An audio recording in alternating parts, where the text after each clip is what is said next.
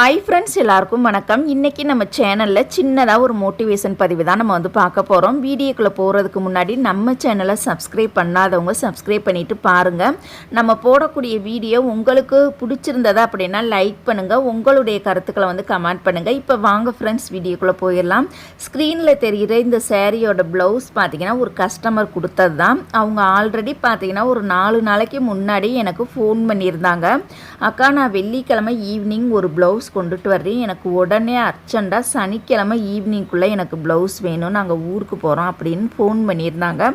நானும் சொல்லியிருந்தேன், சரி ஒரு ப்ளவுஸ் தானே, சரி நீங்கள் வெள்ளிக்கிழமை ஈவினிங் கொண்டுட்டு வாங்கப்பா, நான் மறுநாளே நீங்கள் கேட்குற டயத்துக்கு நான் கொடுத்துட்றேன் அப்படின்னு சொல்லியிருந்தேன். அப்புறம் 2-3 நாள் போயிருச்சு. கரெக்டாக வெள்ளிக்கிழமை நைட்டு 7 மணிக்கு அந்த கஸ்டமர் ப்ளவுஸ் வந்து கொண்டுட்டு வந்திருந்தாங்க. அளவு ப்ளவுஸ்லாம் கொண்டுட்டு வரல.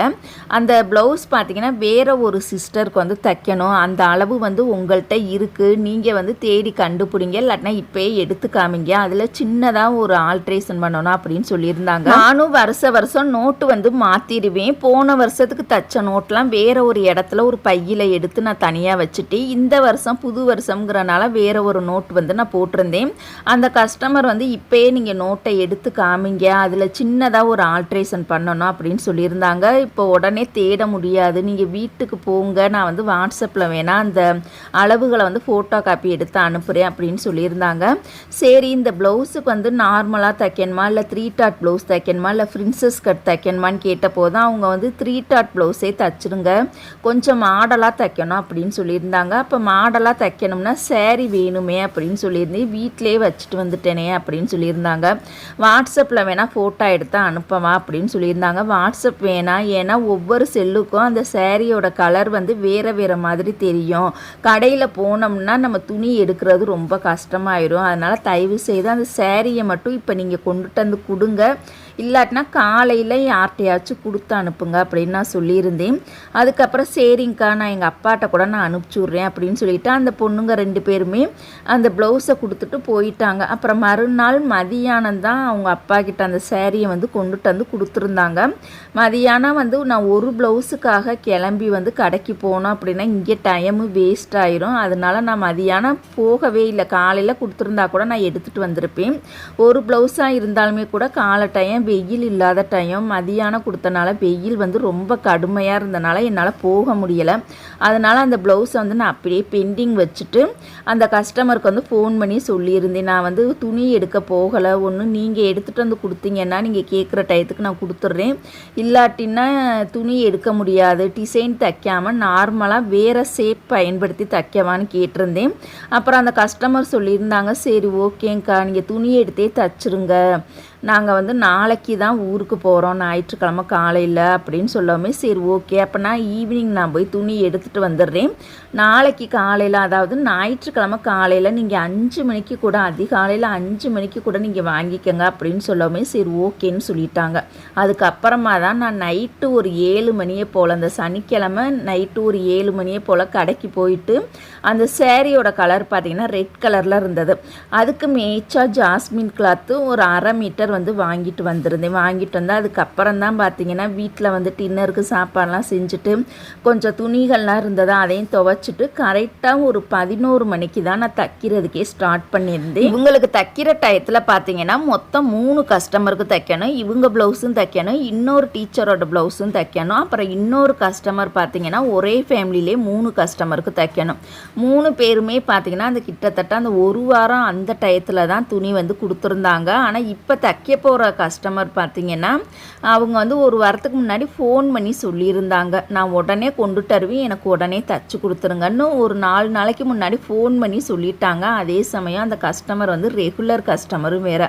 புது கஸ்டமர்னால் கூட நம்மளுக்கு நிறைய அர்ஜென்ட் ப்ளவுஸ் இருந்தது அப்படின்னா தைக்க முடியாதுன்னு கூட சொல்லியிருக்கலாம், ஆனால் சில சமயம் வாங்கி தைச்சிருவோம். இது வந்து ரெகுலர் கஸ்டமருங்கிறனால என்னால் தைக்க முடியாது அப்படின்னு நான் வந்து சொல்லலை, வாங்கி வந்து தைச்சிட்டேன். சரி 3மே அர்ஜெண்ட்டாக ஒரே ஒரே டயத்துக்கு கொடுக்கணுங்கும்போது டக்குன்னு இவங்க வந்து ஞாயிற்றுக்கிழமை காலையில் 4 மணிக்கே வேணும்னு சொல்லும்போது சரி ஓகே டக்குன்னு இந்த ப்ளவுஸை நம்ம தச்சு முடிச்சிடலாம் அப்படின்னு சொல்லிட்டு இதை ஃபஸ்ட்டாக நான் வந்து தச்சு முடிச்சிட்டேன்.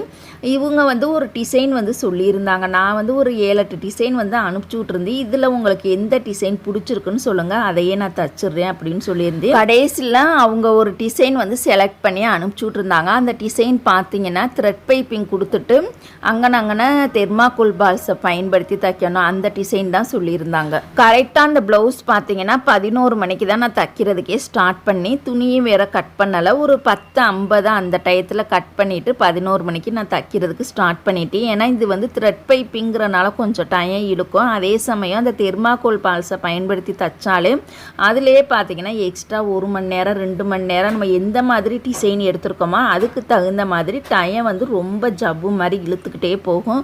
அந்த ப்ளவுஸ் வந்து 11 மணிக்கு ஸ்டார்ட் பண்ணி கரெக்டாக பார்த்தீங்கன்னா 2 மணிக்கு தான் நான் தச்சே முடித்தேன். அதுக்கப்புறமா கொக்கி வைக்கலாமா வேணாமான்னு ஒரே கன்ஃபியூஸாகவே இருந்தது எனக்கு. அதுக்கு மேலே கண்ணு முழிக்க முடியல, தூக்கமாக அமுக்கி எடுத்துருச்சு. இப்படியே நம்ம படுத்துட்டோம் அப்படின்னா சத்தியமாக நம்ம மறுநாள் காலையில் எந்திரிக்கவே முடியாது, நல்லா அசந்து தூங்கிடுவோம். அந்த கஸ்டமர் திருப்பியுமே ஃபோன் பண்ணிக்கிட்டே இருந்தாங்க. தைக்கும் போதே பார்த்தீங்கன்னா ஒரு 7-8 முறை வந்து ஃபோன் பண்ணியிருந்தாங்க. என்னோடய ஃபோன் வந்து நான் தச்சுக்கிட்டு இருக்கும்போது நான் சைலன்ஸில் வந்து போட்டுட்டேன் நைட்டு டைம்ங்கிறனால. ஏன்னா நம்ம அர்ஜெண்டாக தச்சுக்கிட்டு இருக்கும்போது அடிக்கடி ஃபோன் பண்ணாலே நம்மளுக்கு வந்து தைக்கிறதுக்கே தோணாது. மேலும் மேலும் நம்மளுக்கு வந்து டென்ஷன் வந்துக்கிட்டே இருக்கும்.